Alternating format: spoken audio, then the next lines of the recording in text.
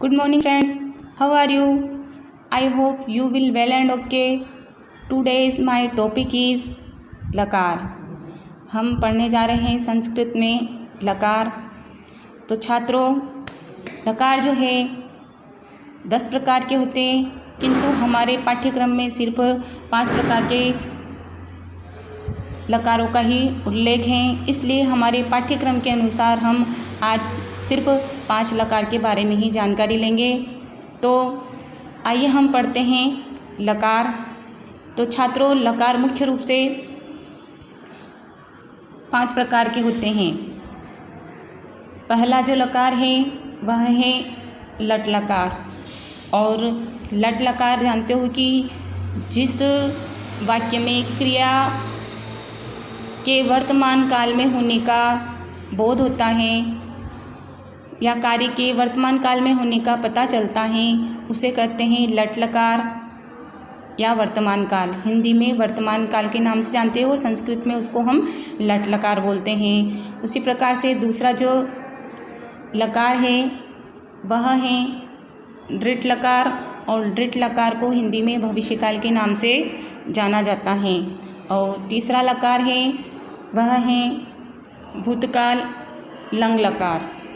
और लंग लकार को हिंदी में भूतकाल के नाम से जानते हैं। और चौथा लकार है लोट लकार और आज्ञार्थ काल। अब आप देख रहे हैं कि ये आज्ञार्थ काल कौन सा होता है। लकार तो या काल तो 3 प्रकार के ही होते हैं, है ना, वर्तमान काल, भविष्यकाल, भूतकाल। किंतु ये चौथा लकार, तो मैं चौथे लकार के बारे में बताऊंगी कि जिसमें आज्ञा दी जाती हो, जिससे क्रिया के द्वारा हमें आज्ञा का पता चलता है कि जैसे तुम पाठ पढ़ो, तो इसमें पढ़ो से हमें ये पता चल रहा है कि हमें आज्ञा दी जा रही है, ऑर्डर दिया जा रहा है। तो इस काल को हम आज्ञार्थ काल के नाम से जानते हैं। और 5वां जो लकार है वह है विधि लिंग लकार, जिसको हम प्रार्थनार्थक काल के नाम से जानते हैं। और विधि लिंग लकार का प्रयोग हमेशा चाहिए अर्थ के लिए होता है। यानी यदि आपका वाक्य विधि लिंग लकार का है तो इस वाक्य के अंत में, हिंदी वाक्य के अंत में आपको चाहिए अवश्य मिलेगा। जैसे छात्रों को पाठ पढ़ना चाहिए, तो यहाँ पर चाहिए आ रहा है, इसका मतलब है कि यह विधि लिंग लकार यानी आज्ञार्थ काल का प्रार्थनार्थक काल का वाक्य है। तो यह मैंने आपको 5 लकार बताए। पुनः एक बार और दोहरान करेंगे। लकार संस्कृत में मुख्य रूप से 5 प्रकार के होते हैं। पहला है लट लकार। लट लकार वर्तमान काल। दूसरा है दृढ़ लकार भविष्यकाल। तीसरा लट लकार भूतकाल। चौथा है लोट लकार आज्ञार्थ काल। 5वां है विधि लिंग लकार और प्रार्थनार्थक काल। अब हम जो पढ़ेंगे वह है हमारा पहला लकार रहेगा लट लकार। और लट लकार यानी वर्तमान काल। अब हम जो भी वर्तमान काल के बारे में पढ़ेंगे तो हमें कुछ बातें याद रखना है। जैसे हम धातु लगाएंगे, तो धातु लगाने के लिए हमेशा आपको याद रखना पड़ेगा कि जब भी धातु लिखी हुई आपको मिलेगी, जैसे मान लीजिए यह पठ धातु है, तो पठ धातु लिखी है ये, तो आपको पठ के रूप बनाने हैं, तब ये पठ आपको प्रत्यय चिन्ह के ऊपर लगाने रहेंगे। क्योंकि हम जब 5 लकार के प्रत्यय चिन्ह पढ़ेंगे तो आपको प्रत्येक लकार का एक एक आपको प्रत्यय चिन्ह दिखाया जाएगा। तो उन प्रत्यय चिन्ह के ऊपर आपको कुछ नहीं करना है, सिर्फ पठ धातु जो भी धातु रहती है वो आपको लगाना रहेगी। तो जैसे और जो भी धातु रहेगी हमेशा वह इस प्रकार से हलंत के रूप में लिखी हुई मिलेगी। तो जैसे मान लो पठ धातु लिखी हुई है, तो जब भी आप प्रत्यय चिन्ह के ऊपर लगाएंगे तब आपको ये हलंत हटा करके प्रत्यय चिन्ह के ऊपर रखना होगा। तो जैसे मान लो पठ धातु है, तो मैं आपको इसका एक रूप बनाकर बता रही हूँ। जैसे मान लो कि यह पठती, तो यह मैंने पठती लिखा है यहाँ पे छात्रों। तो ये जो हलंत है, ये हलंत ये मैंने यहाँ पर हटा दिया है। इस जगह यहाँ पर अपने को ठ के नीचे हलंत नहीं लगाना है। तो ऐसे हम पठ के रूप जब चाहे 5 लकार में लगाएंगे तो 5 लकार में हमको यह बात ध्यान रखनी है मुख्य रूप से।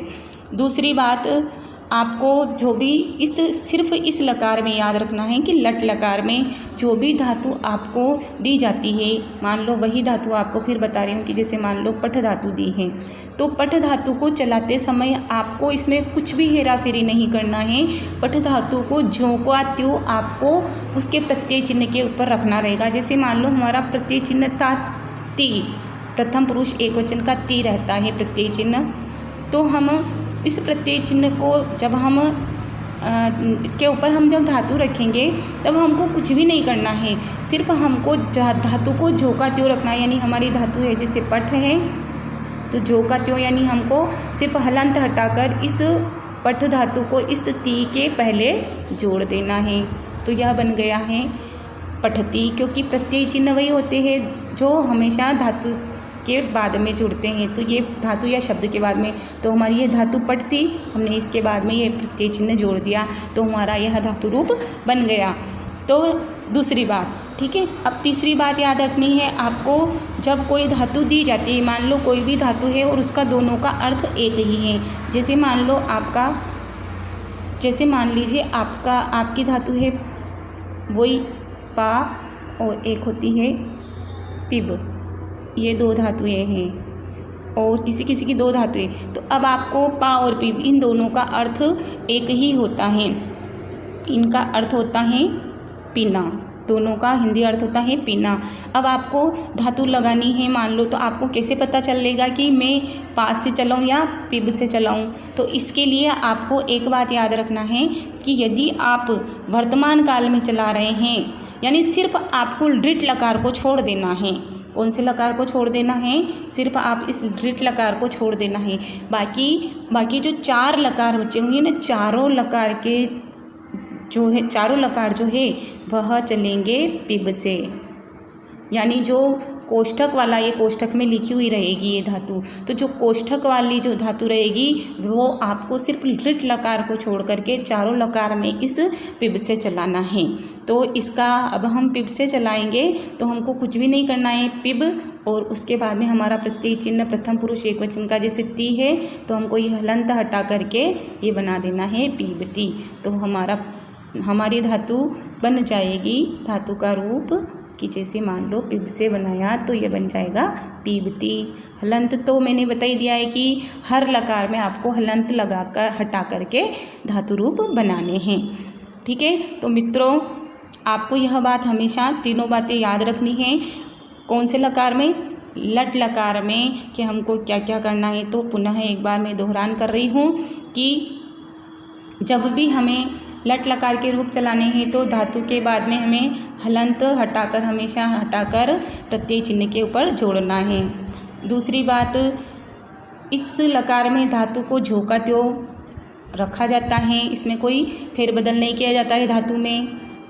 तीसरी बात, जब दो धातु का एक ही अर्थ होता है तब कोष्ठक वाली धातु हमेशा लट लकार में चलती है। तो यह तो लट लकार का बताया था, बाकी हमेशा ये ड्रिट लकार को छोड़ करके इन चारों लकार में कोष्ठक वाली धातु ही चलेगी। तो छात्रों, आज की मेरी यह वीडियो पसंद आई होगी। हम पुनः मिलेंगे अगली वीडियो के साथ, जिसमें हम पढ़ेंगे लट लकार के रूप। धन्यवाद।